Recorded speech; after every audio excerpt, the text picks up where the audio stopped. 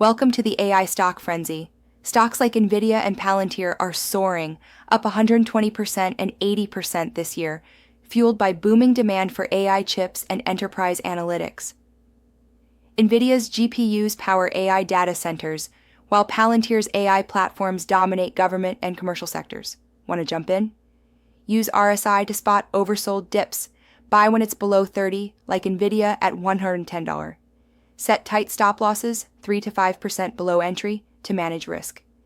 Example, buy Palantir at 40, stop at $38, target $48, risk only 1% of your portfolio per trade. Stay sharp. AI is volatile, but the rewards are huge.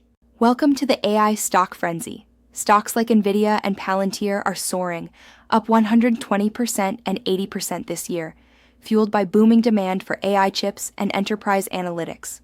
NVIDIA's GPUs power AI data centers, while Palantir's AI platforms dominate government and commercial sectors. Want to jump in?